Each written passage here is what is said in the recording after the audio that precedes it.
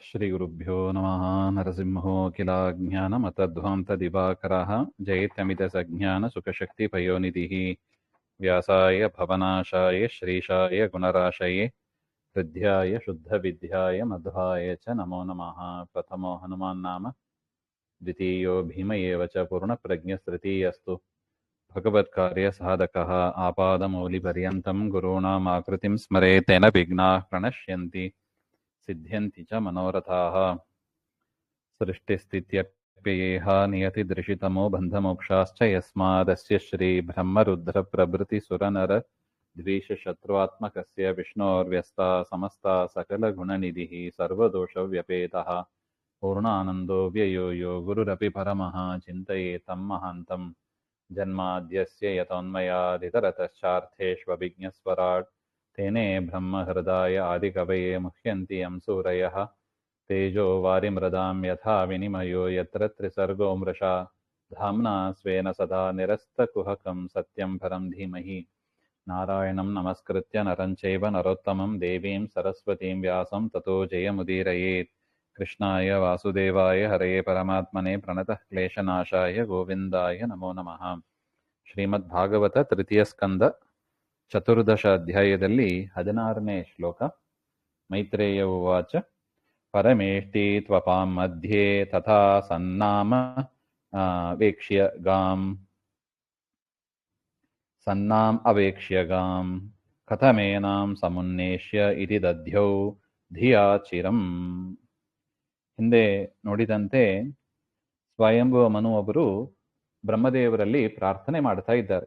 ಸ್ವಾಮಿ, ಭೂಮಿಯನ್ನ ಪರಿಪಾಲನೆ ಮಾಡು ಅಂತ ಹೇಳ್ತಾ ಇದ್ದೀರಿ, ಭೂಮಿಯೇ ಮುಳುಗೋಗಿದೆ, ರಸಾತಲ ಲೋಕದಲ್ಲಿ ಪ್ರಳಯ ಜಲದಲ್ಲಿ ಮುಳುಗಿದೆ. ಹಾಗಿರುವಾಗ ಭೂಮಿಯನ್ನ ಪರಿಪಾಲನೆ ಮಾಡೋದು ಹೇಗೆ, ಅದನ್ನ ಮೇಲೆ ತರುವ ಪ್ರಯತ್ನ ಮಾಡಬೇಕು ಅಂತ ಹೇಳಿದಾಗ ಆಗ ಮೈತ್ರೇಯರು ಹೇಗೆ ಚಿಂತನೆ ಮಾಡಿದ್ರು, ಮೈತ್ರೇಯರು ಹೇಳ್ತಾ ಇದ್ದಾರೆ ಬ್ರಹ್ಮದೇವರು ಹೇಗೆ ಚಿಂತನೆ ಮಾಡಿದರು. ಪರಮೇಷ್ಟಿ ತ್ವಪಾಂ ಮಧ್ಯೆ ತಥಾ ಸನ್ನಾಂ ಅವೇಕ್ಷ್ಯ, ಅದು ಭೂಮಿ ನೀರೊಳಗೆ ಮುಳುಗಿದೆ, ಅದನ್ನು ಹೇಗೆ ತರೋದು, ಕಥಮೇನಾಂ ಸಮುನ್ನೇಷ್ಯ ಇತಿ, ಇದನ್ನು ಹೇಗೆ ಮೇಲೆ ತರಲಿ ಹಾಗೆ ಅಂತ ದದ್ಯೌ ಧಿಯಾ ಚಿರಂ. ಪೀತಮ್ಮಯ ಜಲಂ ಸರ್ವಂ ಪೃಥಿವೀ ಚ ನಿವೇಶಿತಾ ತಥಾಪಿ ಕಿಮಿದಂ ಸಾಧ್ಯ ಪ್ಲಾವ್ಯತೆ ಪುನರಂಭುಭಿಃ. ಏನದು ಚಿಂತನೆ ಮಾಡಿದರು, ಬ್ರಹ್ಮದೇವರು ಮಾಡಿದ ಚಿಂತನೆ ಹೇಗಿತ್ತು ಹಾಗೆಂದ್ರೆ ಹಿಂದೆನೇ ಹೇಳಿದ್ರು. ಬ್ರಹ್ಮದೇವರು ಇಡೀ ಪ್ರಳಯ ಜಲವನ್ನು ಕುಡಿದ್ರು ಹಾಗೆ ಅಂತ ಹಿಂದೆ ಬಂದಿತ್ತು. ಪೀತಂ ಮಯಾ ಜಲಂ ಸರ್ವಂ, ನೋಡಿ ಅಲ್ಲಿ ಸರ್ವಂ ಬಾದಕ್ಕೆ ಪ್ರಾಯೇಣ ಪೀತಂ ಅಂತ ಬರಿತಾ ಇದ್ದ. ಅಂದ್ರೆ ಬ್ರಹ್ಮದೇವರು ಕುಡಿದ್ರು ಹಾಗೆ ಅಂದ್ರೆ ಎಲ್ಲಾ ನೀರು ಕುಡ್ದಿಲ್ಲವಂತೆ, ಸ್ವಲ್ಪ ಉಳಿದಿತ್ತು ಅಂತ ಅರ್ಥ. ಪೃಥ್ವಿ ಪೀತಮ್ಮಯ ಜಲಂ ಸರ್ವಂ ಅಂತ ಇದ್ರು ಕೂಡ ಪ್ರಾಯೇಣ ಪೀತಂ ಅಂತ ವ್ಯಾಖ್ಯಾನಕಾರರು ತಿಳಿಸ್ತಾ ಇದ್ದಾರೆ, ಯಾದವಾರ್ಯರು. ಪೃಥ್ವೀಚ ನಿವೇಶಿತ, ಅದು ಭೂಮಿ ತನ್ನ ಸ್ಥಾನದಲ್ಲಿ ಇತ್ತು. ನಾನು ಜಲಪಾನ ಮಾಡಿದಾಗ ಭೂಮಿ ಅದರ ಸ್ಥಾನದಲ್ಲೇ ಇತ್ತು. ತಥಾಪಿ ಕಿಮಿದಂ ಸಾಧ್ಯ, ಆದರೂ ಈಗ ನೋಡಿದ್ರೆ ಅದು ಮುಳುಗೋಗಿಬಿಟ್ಟಿದೆ. ಪ್ಲಾವ್ಯತೆ ಪುನರಂಭುಭಿಃ, ನೀರಲ್ಲಿ ಅದು ಮುಳುಗೋಗಿದೆ ಅಂತ. ಪ್ರಜಾ ದೇವಾಸುರ ಪಿತೃ ಮನುಷ್ಯ ಪಶು ಪಕ್ಷಿಣಃ ಸರಿಸೃಪಾನ್ ನಗಾನ್ ನಾಗಾನ್ ಭೂತಾನ್ ಯುಚ್ಛಾವಚಾನಿ ಚ ಸೃಜತೋ ಮೇ ಕ್ಷಿತಿರ್ವಾರ್ಭಿಃ ಪ್ಲಾವ್ಯಮಾನಾ ಲಯಂ ಗತಾ ಅಥ ಅತ್ರ ಕಿಮನುಷ್ಠೇಯಂ ಅಸ್ಮಾಭಿಃ ಸರ್ಗಯೋಜಿತೈಃ. ನಾನು, ಬ್ರಹ್ಮದೇವರು ಮತ್ತೆ ಚಿಂತನೆ ಮಾಡ್ತಾ ಇದ್ರಂತೆ, ನಾನು ಪ್ರಜೆಗಳನ್ನು ಸೃಷ್ಟಿ ಮಾಡಿದೆ. ಎಂಥ ಪ್ರಜೆಗಳು? ದೇವತೆಗಳು, ಅಸುರರು, ಪಿತೃಗರು, ಮನುಷ್ಯರು, ಪಶು ಪಕ್ಷಿಗಳು, ನದಿ, ಸಮುದ್ರ, ಪರ್ವತಗಳು, ನಾಗಗಳು, ಈ ರೀತಿಯಾಗಿ ನಾನಾ ವಿಧವಾದ ಪ್ರಜೆಗಳನ್ನ ನಾನು ಸೃಷ್ಟಿ ಮಾಡ್ತಾ ಇದ್ದೆ. ಸೃಜತೋಮೇ, ಅಂತ ಸಂದರ್ಭದಲ್ಲಿ ಶಿತಿ ವಾರ್ಭಿಂ ಪ್ಲಾವ್ಯಮಾನ ಲಯಂಗತ, ಚಂಚಲೀಕ್ರಿಯಮಾಣ, ಅದು ಅಲಗಾಡ್ತಾ ಭೂಮಿ ಅದಲ್ಲಿ ಬಿದ್ದೋಗ್ಬಿಟ್ಟಿದೆ, ನೀರಲ್ಲಿ ಮುಳುಗೋಗ್ಬಿಟ್ಟಿದೆ ಹಾಗೆ ಅಂದ್ರೆ. ಅಥಾತ್ರ ಕಿಂ ಅನುಷ್ಠೇಯಂ, ಈಗ ನಾನು ಏನ್ ಮಾಡಬೇಕು ಹಾಗೆ ಅಂತ. ಸರ್ಗಯೋಜಿತೈಹಿ, ಪರಮಾತ್ಮ ಸೃಷ್ಟಿ ಮಾಡು ಅಂತ ಹೇಳಿದ್ದಾನೆ. ಪರಮಾತ್ಮನ ಆಜ್ಞೆ ಅದು ಸುಳ್ಳು ಆಗೋದಿಲ್ಲ, ಅದು ವ್ಯರ್ಥ ಆಗೋದಿಲ್ಲ, ಸತ್ಯನೇ ಆಗ್ತದೆ. ಆದರೆ ನೋಡಿದ್ರೆ ಭೂಮಿ ಮುಳುಗೋಗಿದೆ, ಹೀಗೆ ಸೃಷ್ಟಿಯನ್ನು ಹೇಗೆ ಮುಂದುವರಿಸೋದು, ಇದು ಅವರ ಚಿಂತಾಕ್ರಮ ಅಂತ ಹೇಳ್ತಾ ಇದ್ದಾರೆ. ಯಸ್ಯಾಹಂ ಹೃದಯಾದಾಸಂ ಸ ಈಶೋ ವಿದಧಾತು ಮೇ ಇತ್ಯಭಿಧ್ಯಾಯತೋ ನಾಸಾ ವಿವರಾತ್ ಸಹಸಾ ನಘ ವರಾಹತೋಕೋ ನಿರಗಾತ್ ಅಂಗುಷ್ಟ ಪರಿಮಾಣತಃ ಯಸ್ಯಾಹಂ ಹೃದಯಾದಾಸಂ. ನೋಡಿ, ಆ ಬ್ರಹ್ಮದೇವರು ಮಾಡುವ ಚಿಂತನೆ, ನಾನು ಯಾರಿಂದ ಹುಟ್ಟಿ ಬಂದನೋ ಸ ಈಶಃ ವಿದಧಾತು ಮೇ, ಆ ಪರಮಾತ್ಮನೇ ನಮಗೆ ಈ ಬಂದ ಕಷ್ಟಗಳನ್ನ, ಈ ಬಂದ ತೊಡಕುಗಳನ್ನ ಪರಿಹಾರ ಮಾಡ್ಲಿ ಹಾಗೆಂತ ದೇವರಿಗೆ ಶರಣು ಹೋದ್ರಂತೆ, ಪರಮಾತ್ಮನಿಗೆ ಶರಣು ಹೋಗ್ತಾರೆ. ಇತ್ಯಭಿಧ್ಯಾಯತಃ, ಈ ರೀತಿಯಾಗಿ ಚಿಂತನೆ ಮಾಡ್ತಾ ಇರ್ತಾ, ಪರಮಾತ್ಮನನ್ನು ಚಿಂತನೆ ಮಾಡ್ತಾ. ನೋಡಿ, ಅದಕ್ಕೆ ದೊಡ್ಡವರ ಕಾರ್ಯ ಇದು. ಏನೇ ಮಾಡ್ಲಿ ದೊಡ್ಡವರ ಅನುಮತಿಯನ್ನ ಪಡೆದು ಮಾಡಿ ಅಂತ ಯಾಕೆ ಹೇಳ್ತಾರೆ? ದೊಡ್ಡವರ ಕಾರ್ಯ, ದೇವರು ಅಸ್ತು ಅಸ್ತು ಅಂತ ಹೇಳ್ತಾ ಇರ್ತಾನೆ. ಏನಾರು ತೊಂದರೆ ತೊಡಕುಗಳು ಬಂದರೂ ಕೂಡ ಅದನ್ನ ಪರಿಹಾರ ಮಾಡಿಬಿಡ್ತಾನೆ ಸ್ವಾಮಿ. ನೋಡಿ, ಬ್ರಹ್ಮದೇವರು ಪರಮಾತ್ಮನ ಆದೇಶದಂತೆ ಮಾಡಿದ್ರು. ಮಧ್ಯದಲ್ಲಿ ಮತ್ತೆ ದೇವರಿಗೆ ಶರಣ ಹೋದಾಗ ಪರಮಾತ್ಮ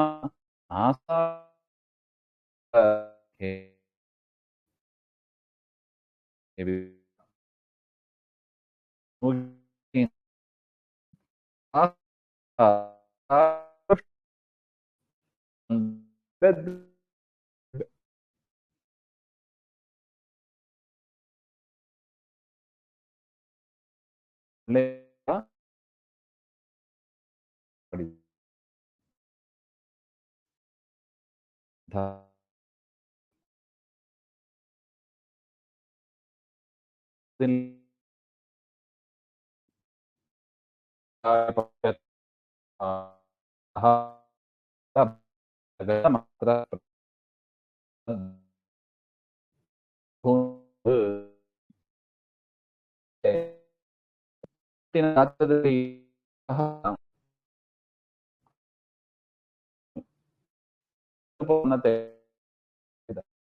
ಅದ್ಭುತವಾದ ಆ ರೂಪವನ್ನ ಕಂಡ್ರು ಅಂತ.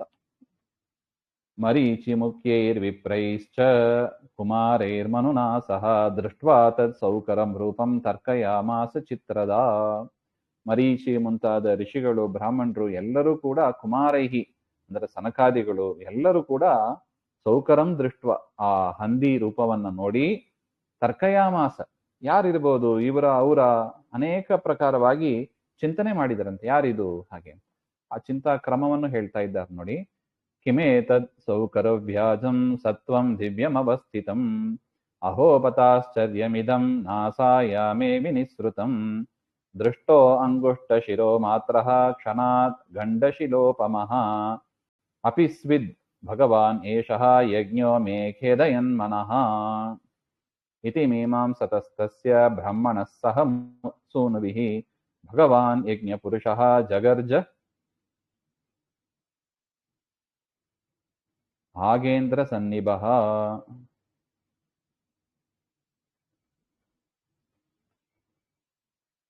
ಅಗೇಂದ್ರ ಸನ್ನಿಭಃ ಅಂತ ಹೇಳ್ತಾರೆ. ಅಂದ್ರೆ ಮರೀಚಿ ಮುಂತಾದ ಎಲ್ಲರೂ ಕೂಡ ಚಿಂತನೆ ಮಾಡಿದ್ರು. ಏನಿದು? ಕಿಮೇತದ್ ಸೌಕರ ವ್ಯಾಜಂ, ಬ್ರಹ್ಮದೇವರು ಸಹಿತವಾಗಿ ಎಲ್ಲರೂ ಕೂಡ ಚಿಂತನೆ ಮಾಡಿದ್ರು. ಕಿಮೇತತ್, ಇದು ಯಾವ್ದಿದು? ಸೂಕರ ಅಂದ್ರೆ ಹಂದಿ ರೂಪದಲ್ಲಿ ಇರೋದು ಯಾವುದು? ಸತ್ವಂ ದಿವ್ಯಂ, ದಿವ್ಯವಾಗಿದೆ. ಅವಸ್ಥಿತಂ, ಹಾಗೆ ಅದ್ಭುತವಾದ ರೂಪ ಇದು. ಅಹೋಬದ ಆಶ್ಚರ್ಯಂ ಇದಂ ನಾಸಾಯಾಮೇ ವಿನಿಸೃತಂ, ನೋಡಿದ್ರೆ ನನ್ನ ಮೂಗಿನ ಹೊಳ್ಳೆಯಿಂದಲೇ ಬಂದಿದೆ. ದೃಷ್ಟ ಅಂಗುಷ್ಟ ಶಿರೋ ಮಾತ್ರ, ಹೆಬ್ಬಟ್ಟಿನಷ್ಟೇ ಗಾತ್ರ ಇದ್ದದ್ದು ಆರಂಭದಲ್ಲಿ. ಕ್ಷಣಾತ್ ಗಂಡಶಿಲೋಪಮಃ, ಒಂದು ಕ್ಷಣದಲ್ಲಿ ಪರ್ವತಕ್ಕೆ ಸದೃಶವಾಗಿ ಬೆಳೆದು ಬಿಟ್ಟಿದ್ದಾರೆ. ಯಾರಿದು? ಅಪಿಸ್ವಿದ್ ಭಗವಾನ್ ಏಷಃ, ಪರಮಾತ್ಮನೇ ಇರಬೇಕು. ಯಜ್ಞ ಮೇ ಖೇದಯನ್ಮನಃ, ಪರಮಾತ್ಮನೇ ಇರಬೇಕು. ಯಾಕಂದ್ರೆ ನನ್ನ ಮನಸ್ಸಿಗೆ ಭಾರಿ ಚಿಂತೆ ಆಗ್ತಾ ಇದೆ. ಖೇದ ಏನಂದ್ರೆ ದುಃಖ ಅಂತ ಅಲ್ಲ, ಅನಲಂ ಬುದ್ಧಿ. ಈ ಪರಮಾತ್ಮನನ್ನ ಎಷ್ಟು ಚಿಂತನೆ ಮಾಡಿದ್ರು ಇವನೇ ಅಂತ ತೀರ್ಮಾನ ಮಾಡ್ಲಿಕ್ಕೆ ಬರೋದಿಲ್ಲ ನೋಡಿ. ಅನಲಂ ಬುದ್ಧಿ, ಅಲಂ ಬುದ್ಧಿ ಇಲ್ಲವೇ ಇಲ್ಲ. ಇನ್ನಷ್ಟು ಚಿಂತನೆ ಮಾಡ್ತಾ ಇರಬೇಕು ಅಂತ ಈ ರೀತಿಯಾಗಿ ಮೀಮಾಂಸೆ ಚಿಂತನೆ ಮಾಡ್ತಾ ಬ್ರಹ್ಮಣಃ ಸಹಸೂನುಭಿಃ, ಬ್ರಹ್ಮದೇವರಿಂದ ಕೂಡಿದವರಾಗಿ ಆ ಎಲ್ಲಾ ಜ್ಞಾನಿಗಳು ಕೂಡ ಚಿಂತನೆ ಮಾಡ್ತಾ ಇರುವಾಗ ಭಗವಾನ್ ಯಜ್ಞಪುರುಷನಾದ ಆ ಪರಬ್ರಹ್ಮ ವರಾಹದೇವರು ಅಗೇಂದ್ರ ಸನ್ನಿಭ, ಗಿರೀಂದ್ರ ತುಲ್ಯ, ಶ್ರೇಷ್ಠ ಪರ್ವತಕ್ಕೆ ಸದೃಶವಾದ ರೂಪ, ಪರ್ವತ ಎಷ್ಟು ಜೈಜಾಂಟಿಕ್ ಆಗಿ ಎತ್ತರ ಇರುತ್ತದೆ, ಎತ್ತರ ಗಾತ್ರ, ಆ ರೀತಿಯಾದ ರೂಪ ಪರಮಾತ್ಮ ಗರ್ಜನೆ ಮಾಡಿದನಂತೆ. ಆ ವರಾಹ ಹಂದಿಗಳು ಹೇಗೆ ಸೌಂಡ್ ಮಾಡುತ್ತವೆ ಆ ರೀತಿಯಾಗಿ ಪರಮಾತ್ಮ ಗರ್ಜನೆ ಮಾಡಿದ. ಬ್ರಹ್ಮಾಣಂ ಹರ್ಷಯಾಮಾಸ ಹರಿಸ್ತಾಂಶ್ಚ ದ್ವಿಜೋತ್ತಮಾನ್ ಸ್ವಗರ್ಜಿತೇನ ಕಕುಬಃ ಪ್ರತಿಸ್ವನಯತಾ ವಿದುಹು. ಗರ್ಜನ ಪ್ರಯೋಜನಮಃ. ಯಾಕೆ ಪರಮಾತ್ಮ ಗರ್ಜನೆ ಮಾಡಿದ ಹಾಗೆಂದ್ರೆ ಬ್ರಹ್ಮಾಣಂ ಹರ್ಷಯಾಮಾಸ, ಆ ಧ್ವನಿಯಿಂದ ಬ್ರಹ್ಮದೇವರನ್ನ ಸಂತೋಷಪಡಿಸಿದನಂತೆ. ನೋಡು, ಚಿಂತೆ ಮಾಡಬೇಡ. ದಾಸರು ಹೇಳ್ತಾರೆ ನೋಡಿ, ಚಿಂತೆ ಯಾಕೆ ಮಾಡುತ್ತಿದ್ದಿ, ಚಿನ್ಮಯನಿದ್ದಾನೆ. ಯಾವುದೇ ವಿಚಾರ ಸತ್ಕರ್ಮ ಅಂತ ಆದರೆ ನಾವು ಚಿಂತೆ ಪಡಬೇಕಾಗಿಲ್ಲ. ಯಾಕೆ? ಪರಮಾತ್ಮ ಏನೇ ಒಂದು ವ್ಯವಸ್ಥೆ ಮಾಡೇ ಮಾಡ್ತಾನೆ. ಇದೇ ಸಾಕ್ಷಿ ನೋಡಿ, ಬ್ರಹ್ಮದೇವರೇ ಸಾಕ್ಷಿ.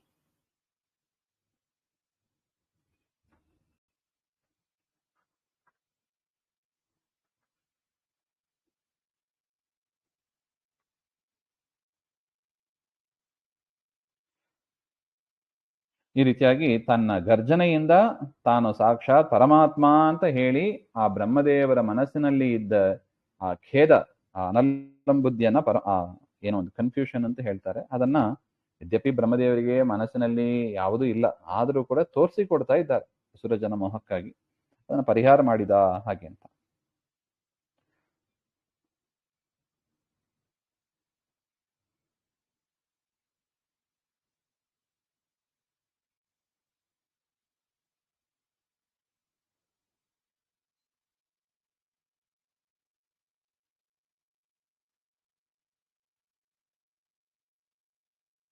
ಆ ಗರ್ಜನೆ ಹೇಗಿತ್ತು ಅಂದ್ರೆ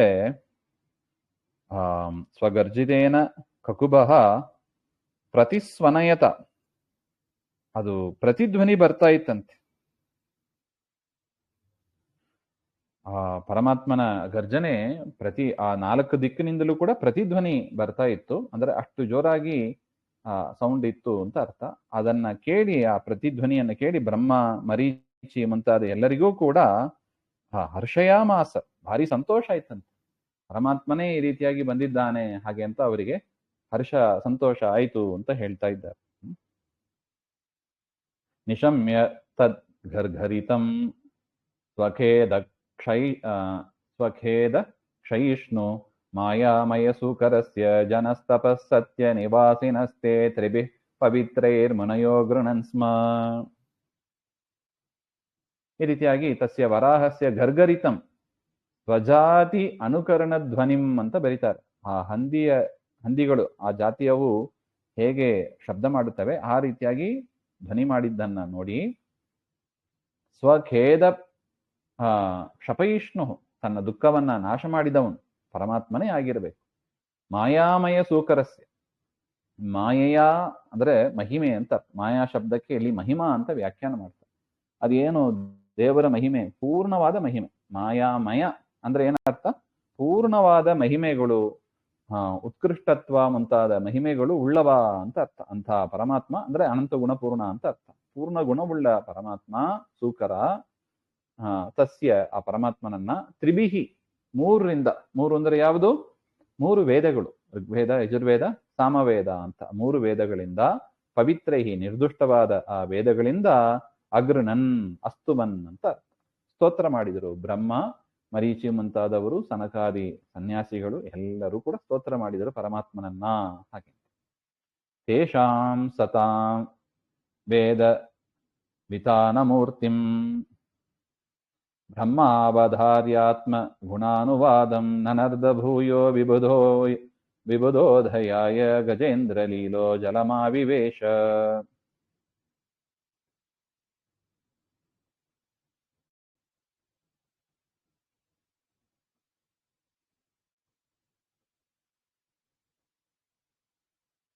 ಈ ರೀತಿಯಾಗಿ ಎಲ್ಲರೂ ಮಾಡಿದ ಸ್ತೋತ್ರ ಅದು ಪರಮಾತ್ಮನ ಅನುಗ್ರಹಕ್ಕೆ ಕಾರಣ ಆಯಿತು ಅಂತ ಹೇಳ್ತಾರೆ. ನೋಡಿ, ದೇವರ ಸ್ತೋತ್ರ ಅದು ವ್ಯರ್ಥ ಆಗೋದಿಲ್ಲ. ಅದು ಜ್ಞಾನಿಗಳು ಮಾಡುವ ಸ್ತೋತ್ರ, ಪ್ರಾರ್ಥನೆ ವ್ಯರ್ಥ ಆಗೋದಿಲ್ಲ.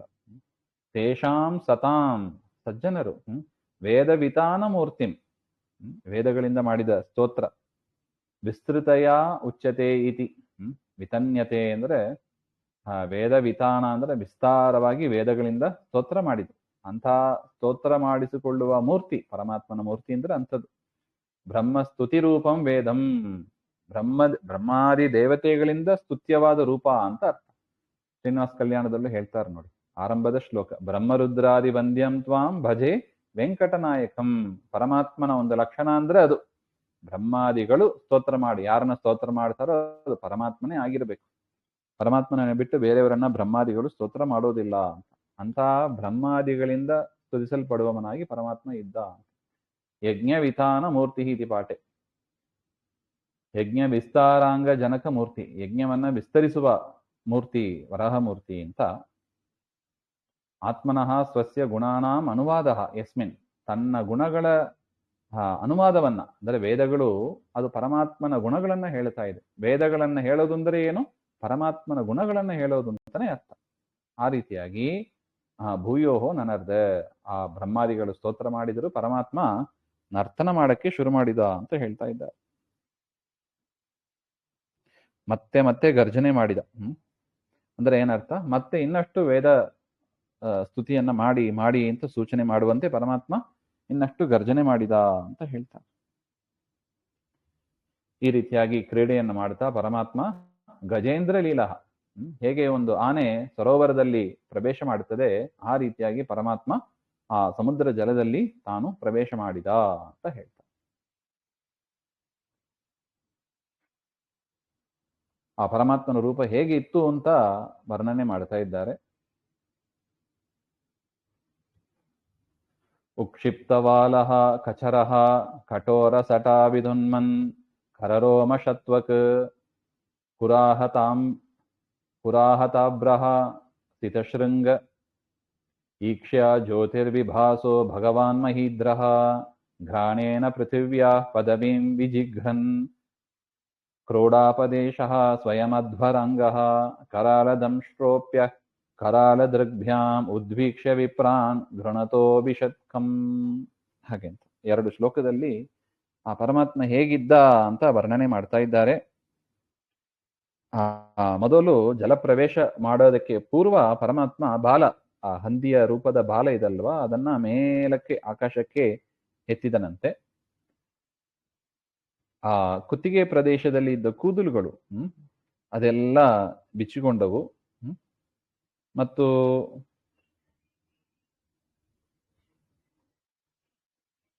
ಪರಮಾತ್ಮನ ಚರ್ಮದಲ್ಲಿ ಇದ್ದ ರೋಮಗಳು ಮತ್ತು ಕೋರೆಯ ಹಲ್ಲುಗಳು, ತೇಜಸ್ಸಿನಿಂದ ಕೂಡಿದ ಕಣ್ಣುಗಳು, ಇದೆಲ್ಲವೂ ಕೂಡ ಪ್ರಕಾಶಮಾನವಾಗಿ ಇದ್ದವಂತೆ.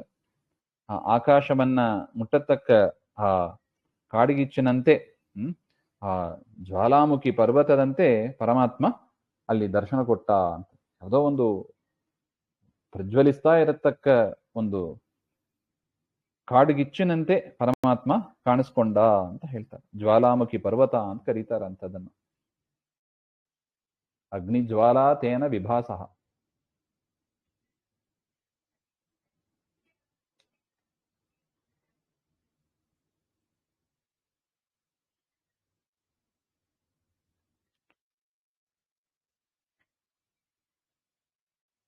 ಇನ್ನು ಪರಮಾತ್ಮ ಪದವೀಂ ಸ್ಥಿತಿಂ ಮಾರ್ಗಂ ವಿಜಿಘ್ರನ್ ಘ್ರಾಣೇನ, ಆ ಪ್ರಾಣಿಗಳಿಗೆ ಆ ಘ್ರಾಣ ಶಕ್ತಿ ಚೆನ್ನಾಗಿರುತ್ತದೆ. ಮೂಸಿ ನೋಡೋದ್ರಿಂದಲೇ ಯಾವ ಪದಾರ್ಥ ಎಲ್ಲಿದೆ ಅಂತ ಚೆನ್ನಾಗಿ ಗುರುತಿಸಿಬಿಡ್ತದೆ. ಈಗ ಭೂಮಿಯನ್ನು ತೆಗಿಬೇಕು, ದೇವತೆಗಳ ಕಾರ್ಯ ಅದು. ಭೂಮಿ ಎಲ್ಲಿದೆ? ಪರಮಾತ್ಮನಿಗೆ ಬೇಗ ಗೊತ್ತಾಯ್ತಂತೆ. ಯಾಕೆ? ಘ್ರಾಣ ಶಕ್ತಿ. ಎಲ್ಲಾ ಪ್ರಾಣಿಗಳಿಗೂ ಕೂಡ ಘ್ರಾಣ ಶಕ್ತಿ ಕೊಡುವವನೇ ಪರಮಾತ್ಮ. ಅಂತ ಪರಮಾತ್ಮನಿಗೆ ಘ್ರಾಣ ಶಕ್ತಿ ವಿಶೇಷವಾಗಿದೆ ಅಂತ ಇನ್ನೇನು ಹೇಳೋದು? ಪೂರ್ಣವಾದ ಘ್ರಾಣ ಶಕ್ತಿ ಅವನಿಗೆ ಇರೋದು. ದೇವರು ಹುಡುಕ್ಬೇಕಾಗಿಲ್ಲ. ಯಾಕೆ? ಮೊದಲು ಕೂಡ ಪೃಥ್ವಿ ಒಳಗೆ ತಾನೇ ಇದ್ದದ್ದು. ಆದರೂ ಕೂಡ ಈ ಒಂದು ಶಕ್ತಿ ಸಾಮರ್ಥ್ಯ ಅದನ್ನ ಪ್ರಕಟ ಮಾಡ್ತಾ ಪರಮಾತ್ಮ ಘ್ರಾಣ ಶಕ್ತಿ ಮೂಲಕ ಭೂಮಿ ಎಲ್ಲಿದೆ ಅಂತ ತಾನು ಗುರುತಿಸಿ, ಕ್ರೋಡಾಪದೇಶ ದೇವಕಾರ್ಯ ವ್ಯಾಜೇನ ಕ್ರೋಡ, ದೇವಕಾರ್ಯ ಸಿದ್ಧಿಗಾಗಿ ಆ ವರಾಹ ರೂಪವನ್ನು ತಾಳಿದ ಪರಮಾತ್ಮ. ಅತಯೇವ ನ ಪ್ರಸಿದ್ಧ ಕೋಡ ಸದೃಶಃ, ಈ ಲೋಕದಲ್ಲಿ ಕಾಣುವ ಹಂದಿ ತರ ಇಲ್ಲ ಪರಮಾತ್ಮನದ್ದು, ಅದು ವಿಶಿಷ್ಟವಾದದ್ದು. ಏನು ವಿಶಿಷ್ಟ ಅದನ್ನ ಮುಂದೆ ಚೆನ್ನಾಗಿ ಹೇಳ್ತಾರೆ, ಆ ಸ್ತೋತ್ರದಲ್ಲೇ ಬರುತ್ತದೆ. ಸ್ವಯಂ ಸತಃ ಅಧ್ವರಾಂಗ, ಯಜ್ಞಕ್ಕೆ ಉಪಯುಕ್ತವಾದ ಎಲ್ಲವನ್ನು ತನ್ನ ಶರೀರದಿಂದ ಹುಟ್ಟಿಸಿದವ. ಹೇಗೆ ಬ್ರಹ್ಮದೇವರು ಶರೀರದಿಂದ ನಾವು ನೋಡ್ತೀವಿ ಅನೇಕ ಪದಾರ್ಥಗಳು ಸೃಷ್ಟವಾದವು ಅಂತ, ಈ ಯಜ್ಞವರಾಹ ಇದ್ದಾನಲ್ಲ ಪರಮಾತ್ಮ, ಆ ಪರಮಾತ್ಮನ ಒಂದೊಂದು ಅವಯವದಿಂದಲೂ ಕೂಡ ಯಜ್ಞ ಪದಾರ್ಥಗಳು, ಅದು ಮುಂದೆ ಹೇಳ್ತಾರೆ ಅದರ ವಿಸ್ತಾರ, ಅದೆಲ್ಲವೂ ಕೂಡ ಸೃಷ್ಟವಾದವು. ಅಂತಹ ಸುಂದರವಾದ ಯಜ್ಞ ಸ್ವರೂಪ ಸ್ವಾಮಿ. ಗೃಣತಃ ಸ್ತೋತ್ರನ್ ವಿಪ್ರಾಣ್, ಆ ಬ್ರಾಹ್ಮಣರು ಮಾಡಿದ ಸ್ತೋತ್ರ, ಜ್ಞಾನಿಗಳು ಮಾಡಿದ ಸ್ತೋತ್ರವನ್ನ ಕೇಳ್ತಾ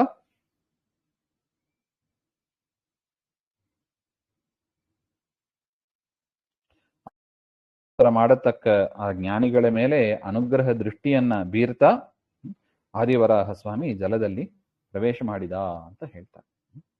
ಇದು ದೇವಕಾರ್ಯಕ್ಕಾಗಿ ಪರಮಾತ್ಮ ಮಾಡಿದ ಕಾರ್ಯ ಇದು. ದೇವಕಾರ್ಯ ಅಂದ್ರೆ ಅದು ಪರಮಾತ್ಮನ ಕಾರ್ಯವೇ. ಯಾಕೆ ದೇವತೆಗಳಿಗೆ ಆ ಕಾರ್ಯ ಮಾಡಿ ಅಂತ ಪ್ರೇರಣೆ ಮಾಡಿದ್ದು ಪರಮಾತ್ಮನೇ. ಇದೇನೋ ದೇವಕಾರ್ಯ ಅಂತ ಸೆಪರೇಟ್ ಅಂತ ತಿಳ್ಕೋಬಾರದು ನಾವು. ದೇವಕಾರ್ಯ ಅಂತ ಹೇಳೋದುಂಟು. ಯಾಕೆ ದೇವತೆಗಳಿಗೆ ಜಗತ್ತಿನ ಮೇಲೆ ಕಳಕಳಿ ನೋಡಿ. ಅಷ್ಟು ಜನಲೋಕ, ತಪೋಲೋಕ, ಮಹರ್ಲೋಕ ಎಲ್ಲಾ ಜ್ಞಾನಿಗಳು ಇದ್ದಾರೆ.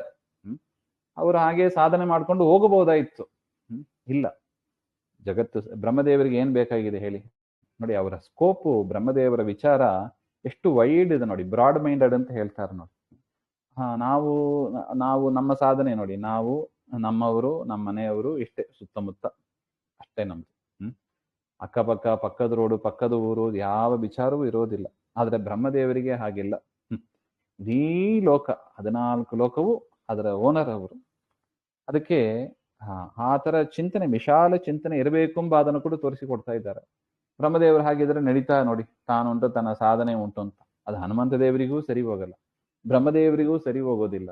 ಯಾಕೆ? ಪರಮಾತ್ಮನ ವಿಶೇಷ ಆದೇಶ. ಜಗದ್ಗುರುಗಳು ಅಂತ ಆದ ಮೇಲೆ ಜಗತ್ತಿನಲ್ಲಿ ಇರುವ ಪ್ರತಿಯೊಂದು ವ್ಯಕ್ತಿಗೂ ಕೂಡ, ಯಾರು ಸಾತ್ವಿಕರೋ ಅವರಿಗೆ ಸಾತ್ವಿಕ ಬುದ್ಧಿ, ರಾಜಸರಿಗೆ ರಾಜಸ ಬುದ್ಧಿ, ತಾಮಸರಿಗೆ ತಾಮಸ ಬುದ್ಧಿ, ಅವರವರ ಯೋಗ್ಯತೆಗೆ ತಕ್ಕಂತೆ ಕೊಟ್ಟು ಅದನ್ನ ಅನುಗ್ರಹ ಮಾಡತಕ್ಕವರು. ಅದರಿಂದ ಅಷ್ಟು ಆ ಸಾಧನೆ ಆಗಬೇಕು, ಪುಣ್ಯ ಪಾಪಗಳು ಬರಬೇಕು. ಅದಕ್ಕಾಗಿ ಭೂಮಿ ಬೇಕು. ಭೂಮಿ ಇರೋದೇ ಅದಕ್ಕಾಗಿ, ಸಾಧನೆ ಮಾಡಿಸೋದಕ್ಕೆ ಭೂಮಿ ಬೇಕು ನೋಡಿ. ಈಗ ನಮಗೆ ಗೊತ್ತಾಗ್ತದೆ ನೋಡಿ, ಬ್ರಹ್ಮದೇವರು ಭೂಮಿಯನ್ನ ಸೃಷ್ಟಿ ಮಾಡಿದ್ದು ಯಾತಕ್ಕೆ? ಪ್ರಜಾಪತಿಗೆ ಹೇಳಿದ್ರು, ಆ ಸ್ವಯಂಭುವಮನವಿಗೆ ಹೇಳಿದ್ರು, ಭೂಮಿಯನ್ನ ಪರಿಪಾಲನೆ ಮಾಡು, ಯಜ್ಞಾದಿಗಳನ್ನ ಮಾಡು ಹಾಗೆ. ಅದರಿಂದ ಭೂಮಿ ಇರೋದು ಸಾಧನೆಗಾಗಿ. ಅದರಿಂದ ನಾವು ಕೂಡ ಏನ್ ಮಾಡಬೇಕು? ಸಾಧನೆಗಾಗಿ ಈ ಭೂಮಿಯನ್ನ, ಅರ್ಥಾತ್ ಮನೆ ಬಾಗಿಲು ಏನಿದೆ ಎಲ್ಲವನ್ನು, ಮತ್ತೆ ಈ ಶರೀರವನ್ನು ಕೂಡ ದೇವರ ಸೇವೆಗಾಗಿ ನಾವು ಮೀಸಲಾಗಿ ಇಡಬೇಕು ಅಂತ. ಬರೀ ಸ್ವಾರ್ಥವಾಗಿ ಬರೀ ನಾವು ನಮ್ಮವರು ಇಷ್ಟು ಮಾತ್ರ ನಾವು ನೋಡ್ಕೊಂಡು ಹೋಗಬಾರದು ಎಂಬ ಒಂದು ವಿಚಾರವನ್ನು ಕೂಡ ಈ ಒಂದು ಕಾರ್ಯದಲ್ಲಿ ನಾವು ನೋಡಬಹುದು. ಆ ರೀತಿಯಾಗಿ ಮಾಡಿದರೆ ಪರಮಾತ್ಮನ ಅನುಗ್ರಹ ಆಗುತ್ತದೆ ಎಂಬ ಅದಕ್ಕೆ ವರಾಹರೂಪಿ ಪರಮಾತ್ಮನೇ ಸಾಕ್ಷಿಯಾಗಿ ಇದ್ದಾನೆ ಹಾಗೆ ಅಂತ. ಮತ್ತೆ ನೋಡೋಣ ಶ್ರೀಮಧ್ವಾಂತರ್ಗತ. ಶ್ರೀಕೃಷ್ಣ ಅರ್ಪಣಮಸ್ತು. ಶ್ರೀ ಹರೇ ನಮಃ.